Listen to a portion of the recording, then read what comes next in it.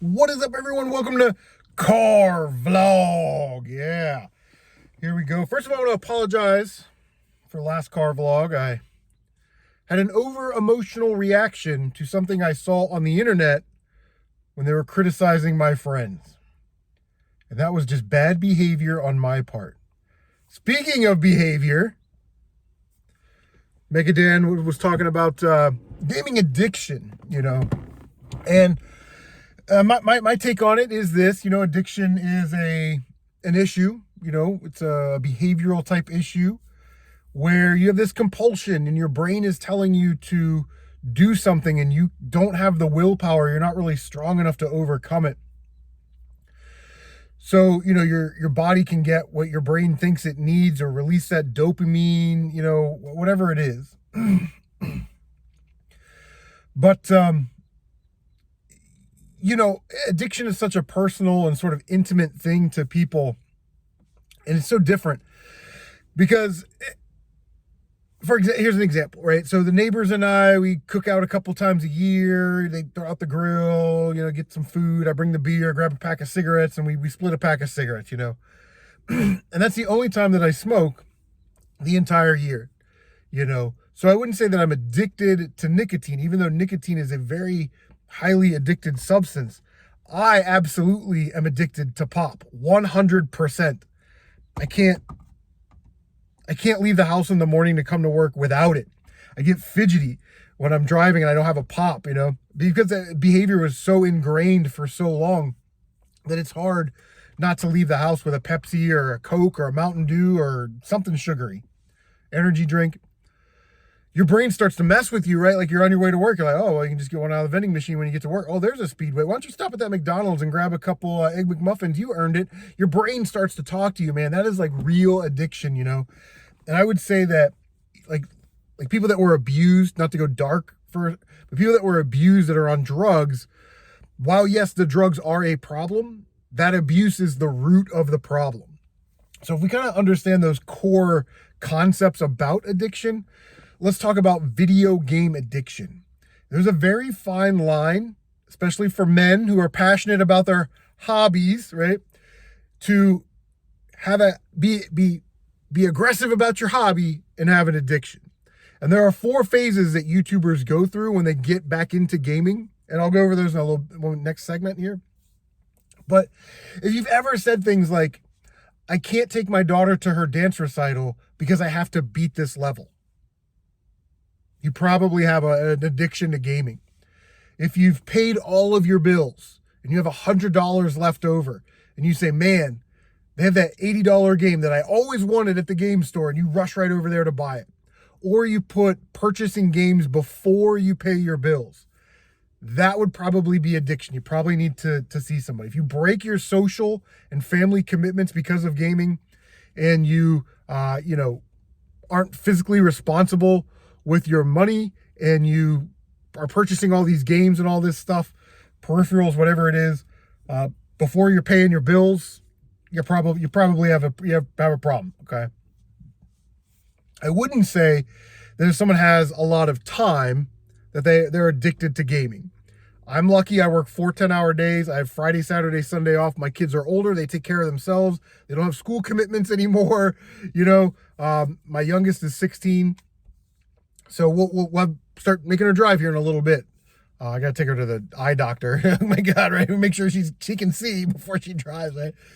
But I don't have those life commitments that maybe younger parents have or newer parents have.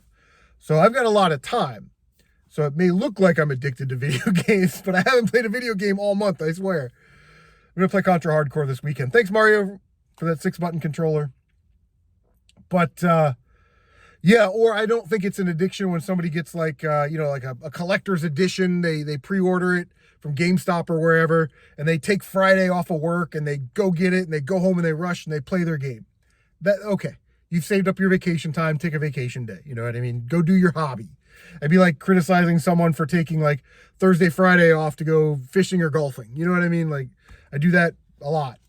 Go play golf with the lieutenants, man. Well, we used to anyway. But I think a lot of times on YouTube, because we only present we only present the good stuff about gaming. We try to. Game collecting and playing games.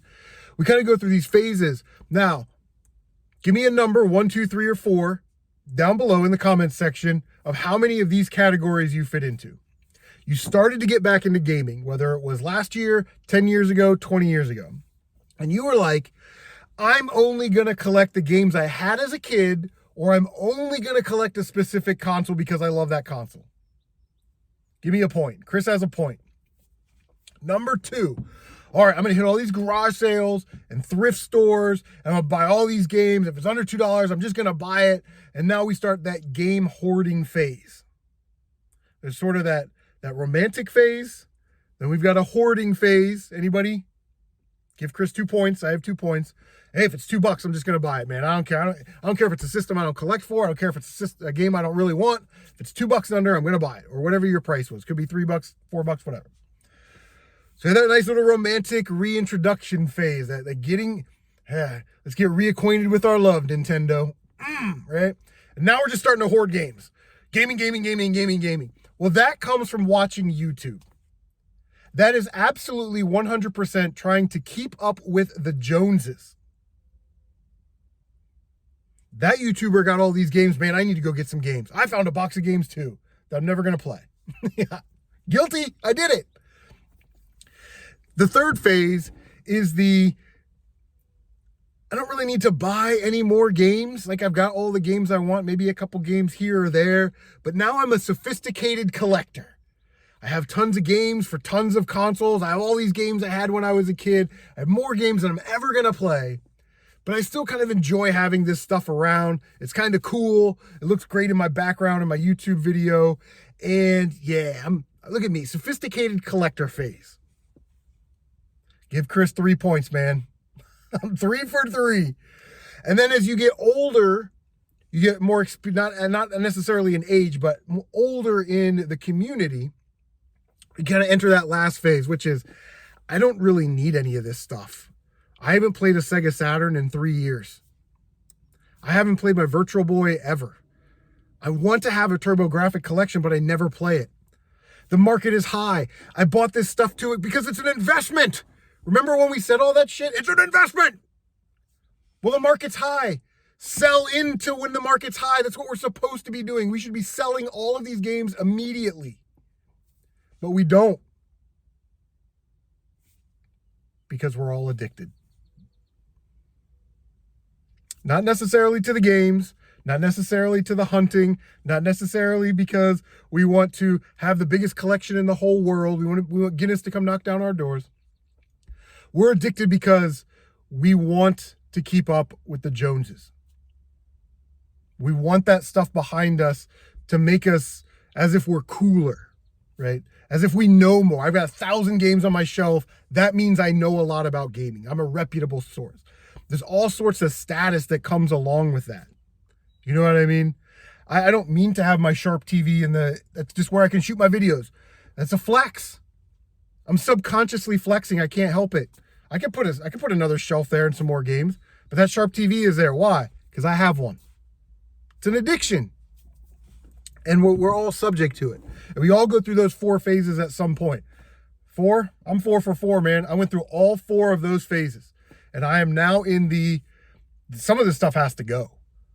I love my Nintendo. I love my Super Nintendo. N64 doesn't really take up a lot of room, but I got like 7 N64 consoles, a Pokemon, a blue one, a green one. You know what I mean? Like, an orange one. Do I need any of that? Probably not. I have one in the box. And I have a regular one that I got from Woodbury and Retro Game Hunter. So I don't need that. Listen to how ridiculous this was. I needed some cords and cables to complete consoles that I have in boxes. And I'm sitting there giving out about, I got four Nintendos in the box, 2 action sets, one with the gray controller, one with the gray and the orange controller. I have a control deck set, and then I have one that comes with the Mario, one of the other sets. I get 2 of those littler sets. So I'm like, oh, I got 4 in-box Nintendos, plus my loose top loader, which I use. I got 2 or 3 Super Nintendos in the box. Like, I don't need that. You know what I mean? Like, at some point you have to go, that was awesome while I was collecting it. I enjoy those times. but now it's time to really kind of start letting go of some of this stuff, just for your own sanity's sake. And it's hard. It's hard to get rid of it for some of us because we're addicted to it. Not addicted to cigarettes, addicted to pop, addicted to having video games, right? So at some point, you're going to be in all four of those phases. I'm at the end. People that sell their collections also do this. They sell their collection and go, man, I'm thinking about getting back into retro collecting, but I'm only going to collect Genesis. I'm only going to collect Nintendo. And this cycle kind of starts all over again. You know what I mean? So yeah, anyway, we're going on 10 and a half minutes. We're going long today because I got another topic I want to talk about. New Micro Machines, Series 7 is out. Make sure you check your targets. But, speaking of keeping up with the Joneses, if you're under 30 and you know what keeping up with the Joneses is, let me know down below. Because we use words and phrases that are outdated. Like, we misuse words. People from other countries don't understand. Like the Power Glove, it's so bad. Oh, it's not good? Well, I mean, technically, yes, it is not good, but it's bad. You know what I'm saying? Like, no, we don't know what you're saying. We're not from around here. In the Midwest, we misuse words all the time. And I'm sure it's in the South, on the West Coast, East Coast, you guys do the same thing. We misuse words all the time. One of the big ones that we use is seen, S-E-E-N, as some sort of past tense for saw, S-A-W. So, for example, we'll say like, I seen the Ohio State game last night instead of I saw the Ohio State game last night. You know what I mean? The other big one here is sale, S-A-L-E, and sell, S-E-L-L. You have a store. Yeah, a guy came into my store and I made a sell. A sale? Somebody bought something. Yes, you made a sale. You didn't make a sell. You see it misused all the time on like Marketplace and Craigslist. It's just interesting. I'm not trying to nitpick at people. It's just nitpicking. Because we use words improperly or we'll use words that don't mean anything to anybody anymore. Like, if you're of my age, you know what a Davenport is. If you know what a Davenport is, raise your hand, give yourself a point in the comment section. Davenport used to make couches, chairs, love seats, sofas. And their name became synonymous with the item. So everybody had a Davenport. Nobody had a couch. Everybody had a Davenport. Just like self-adhesive bandages, we call them Band-Aids. Interlocking plastic hooks, Velcro, right? You try and say something's Velcro on eBay, you get Vero claimed, But I always think language is interesting because we use words in this country that are stupid. We talk dumb. Like, we'll use words like fleek. The fuck is fleek? This is fleek. That's fleek. Go fleek yourself. Your fleek is fleek. I'm so glad we don't use that word anymore because you sound stupid when you say shit like that. Like, yo, man, did you see the new Marvel movie? It was fire. Oh, man. Like, Human Torch was in it? Like, stop using stupid words. Your dumb words are fleek. I don't know. Anyway, I just thought that was funny. Talked about addiction today. Talked about how we use dumb words. We talk stupid. Anyway, guys, thank you for watching Car Vlog.